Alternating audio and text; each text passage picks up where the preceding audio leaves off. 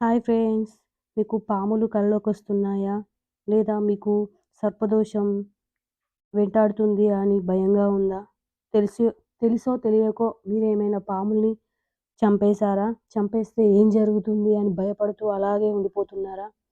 అయితే మనకి ఈరోజు ఎనీవే అందరికీ ఫస్ట్ ఆఫ్ ఆల్ నాగుల పంచమి శుభాకాంక్షలు. ఈరోజు మనం సర్పదోషం కానీ, నాగులు వెంటాడుతున్నాయి అనే అనుమానం కానీ, లేదా సా మనం పాముని చంపి భయపడుతూ ఉండడం కానీ, ఇలాంటివి చేయడం జరుగుతుంది. ఇలాంటి విషయాలకు పరిహారం ఏంటి అనేది చాలామందికి తెలియదు. కొందరు పండితులు ఏమని చెప్పారంటే, ఆ విషయాన్ని ఇప్పుడు మీతో షేర్ చేసుకుంటాను. మనం నార్మల్‌గా నాగుల చవితిని ఏడాదికి 2 సార్లు జరుపుకుంటారు. ఒకటి కార్తీక శుద్ధ చవితి రోజు కొన్ని ప్రాంతాల్లో, శ్రావణ శుద్ధ చవితి రోజు మరికొన్ని ప్రాంతాల్లో జరుపుకుంటారు. ముఖ్యంగా రాయలసీమ, తెలంగాణలో శ్రావణ శుద్ధ పంచమి రోజే పుట్టలో పాలు పోస్తారు. ఆ మర్నాడు వచ్చే గరుడ పంచమి రెండిటిని కలిపి నాగుల పంచమిగా పాములను పూజిస్తారు. నాగుల పంచమి సందర్భంగా పాములను పూజిస్తే జాతకంలో ఉండే రాహుకేతు దోషాలు, పాము కాటు, సర్పకాల దోషము, గ్రహ దోషాలు తొలగిపోతాయి. వివాహం, సంతానానికి సంబంధించిన ఎలాంటి సమస్యలైనా పోతాయని భక్తుల యొక్క నమ్మకం. నిత్యం మనం పాములు కల్లోకొస్తూ ఉంటాయి. కల్లోకొస్తున్నప్పుడు మరికొందరికి జాతకంలో సర్పదోషము, రాహుకేతు దోషాలు వెంటాడుతూ ఉంటాయి. ఇలాంటి వాటి నుండి మనం బయటపడేందుకు శ్రావణంలో వచ్చే నాగుల చవితి రోజు ఇలా చేయాలి. ఏం చేయాలి అంటే సూర్యోదయం కాగానే మనం ఆగస్టు ఇప్పుడు ఆగస్టులో వచ్చింది. మనం నాగుల చవితి నాగుల చవితి అయిపోయినంక తెల్లారి మర్నాడు వచ్చే గరుడ పంచమి రోజున పాములను హింసించిన సర్పదోషం జాతకంలో ఉండే కాలసర్పదోషం నుండి విముక్తి పొందేందుకు నాగుల చవితి రోజు పూజ చేయడం చాలా ముఖ్యం. జ్యోతిష్య శాస్త్రంలో గ్రహాలన్నీ రాహు, కేతు మధ్య ఉండే దాన్నే కాలసర్పదోషం అని అంటారు. ఈ దోషం ఉంటే అడుగడుగున ఇబ్బందులే, వ్యక్తిగత జీవితంలో, వృత్తి వృత్తి జీవితాల్లో అన్నిటా ఆటంకాలే. మనశ్శాంతి ఉండదు. అన్నిటి నుంచి నివారణ కోసం నాగుల చవితి రోజు పాములకు పూజిస్తారు. మరికొందరు తరచుగా పాములను కలలో కనిపిస్తుంటాయి. ఆ కలలు మంచివా కాదా అన్న విషయం వదిలేస్తే పదే పదే పాములు కనిపించడంతో భయపడుతూ ఉంటారు.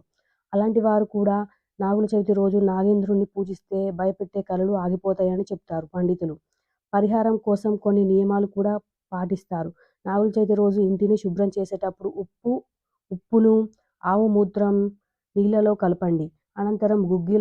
అనంతరం ఇల్లంతా కడిగేసినంక గుగ్గిలంలో ఇల్లంతా ధూపం వేయాలి.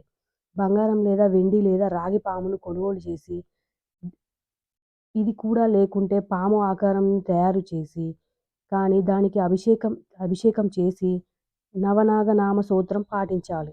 సర్ప సూక్తంతో పాటు పరమేశ్వరుని పూజించండి. గాయత్రి మంత్రం కూడా జపం చేయడం చాలా మంచిది. జంట పాములకు పచ్చిపాలతో అభిషేకం చేసి చలిమిడిని చిమ్మిలి నైవేద్యంగా సమర్పిస్తే సర్పదోష ప్రభావం తగ్గుతుంది. ఇంట్లో పూజ అనంతరం శివాలయానికి వెళ్ళి కొద్దిసేపు సేవ చేయండి. ఈరోజు మనం భూమిని తవ్వడం కానీ, మట్టిని తవ్వడం కానీ అలాంటివి చేయకూడదు. వ్యవసాయం పనులు చేసేవారు కూడా ఈరోజు పని చేయకూడదు. నాగిలిని అయితే అస్సలు వినియోగించడం మంచిది కాదు. హాయ్ ఫ్రెండ్స్, అందరికీ ఈ వీడియో నచ్చింది అని అనుకుంటున్నాను. ప్లీజ్ నా వీడియోని సబ్స్క్రైబ్ చేసుకోండి. మనం నవనాగ నామ స్తోత్రం ఈరోజు పాటించడం అందరికీ చాలా మంచిది. మీకు తెలియకపోతే నేను నవనాగ నామ సూత్రాన్ని స్క్రీన్ మీద ప్లే చేస్తాను. అలాగే మీకోసం నేను పఠించి వినిపిస్తాను. అనంతం వాసుకిం శేషం పద్మనాభం చ కంబలం శంఖం పాలం ధృతరాష్ట్రం తక్షకం కాళీయం తదః. ఈ ఈ ఈ నవనాగ నామ స్తోత్రాన్ని ఈరోజు పఠించడం వల్ల మీకు ఎలాంటి దోషాలు ఉన్నా తొలగిపోతాయి అని పండితులు చెప్తున్నారు. అందుకని పాములను హింసించి కాలసర్పదోషం నుండి విముక్తి పొందేందుకు నాగుల చవితి రోజు పూజ చేయడము, ఈ జపాన్ని పఠించడము అందరికీ చాలా మంచిది. అందరికీ థ్యాంక్ యూ, ధన్యవాదాలు. ప్లీజ్ నా ఛానల్ని సబ్స్క్రైబ్ చేసుకోండి. నచ్చితే షేర్ చేయండి.